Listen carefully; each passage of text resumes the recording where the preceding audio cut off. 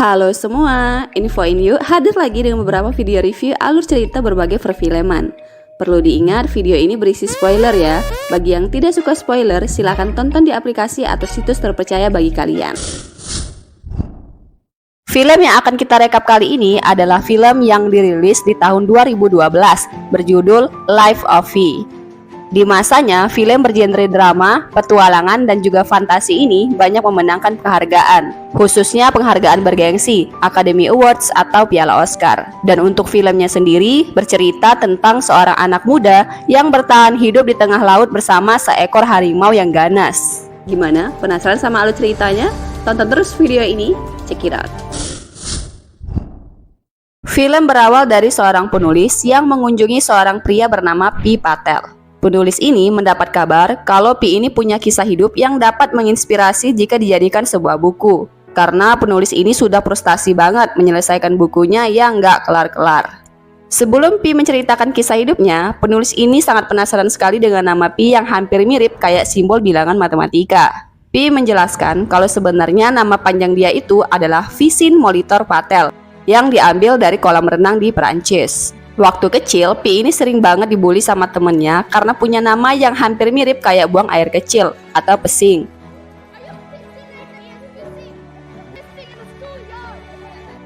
Sampai akhirnya dia menghafal semua simbol bilangan matematika termasuk simbol Pi tersebut.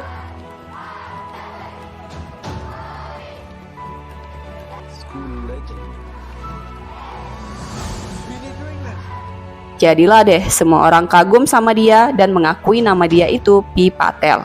Pi kemudian menceritakan kisah hidupnya yang ingin diketahui oleh penulis ini.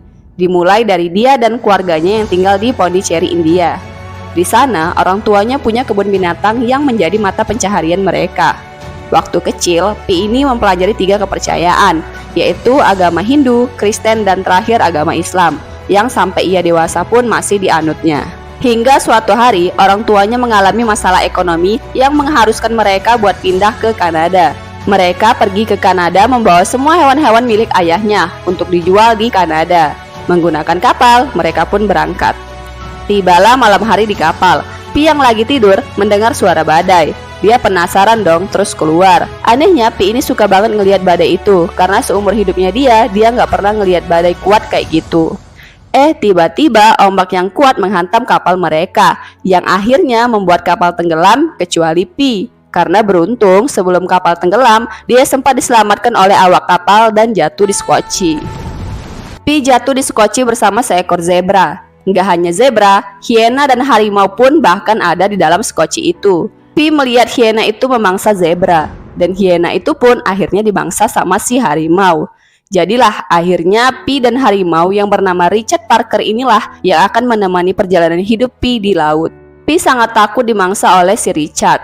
Dia memisahkan diri dari Richard. Berbekal pelampung dan buku panduan survival yang dia temuin di Skocie, Pi membuat sampan buatannya sendiri. Pi juga membawa sedikit makanan yang ada di Skocie.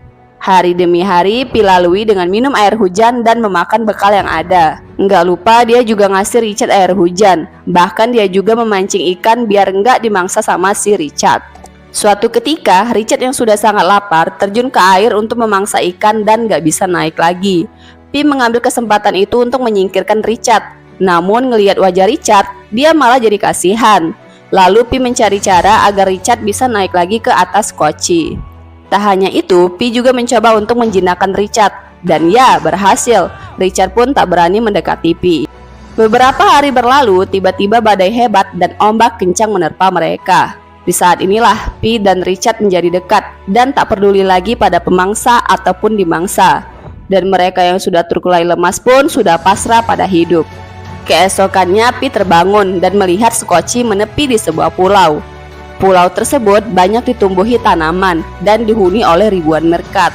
Pi yang sudah terkulai lemah karena kehabisan persediaan makanan dengan cepat memakan tumbuhan dan meminum air kolam yang berada di sana. Begitupun Richard, ia pun memburu apapun yang bisa dia makan. Namun di malam harinya, Pi merasakan keanehan. Ikan di dalam kolam-kolam yang ada di sana semuanya mati. Karena ternyata di malam hari air yang berada di pulau itu berubah menjadi asam. Enggak hanya itu, dia juga melihat gigi di tanaman yang bercahaya. yang menandakan kalau semua yang berada di pulau itu bisa memangsa siapapun yang datang ke sana. Seram ya. Besoknya, Pi dan Richard pun pergi dari pulau itu. Nggak lupa dia juga membawa beberapa persediaan makanan untuk dia sama Richard. Akhirnya beberapa hari berlayar, mereka pun sampai di daratan. Richard turun dari skoci meninggalkan Pi, entah kemana. Pi yang sudah lemas hanya bisa menangisi Richard yang udah dia anggap sangat dekat sama dia. Pi pun akhirnya ditolong sama warga sekitar dan dibawa ke rumah sakit. Di rumah sakit, Pi didatangi oleh 2 orang utusan pemilik kapal yang menenggelamkan keluarganya.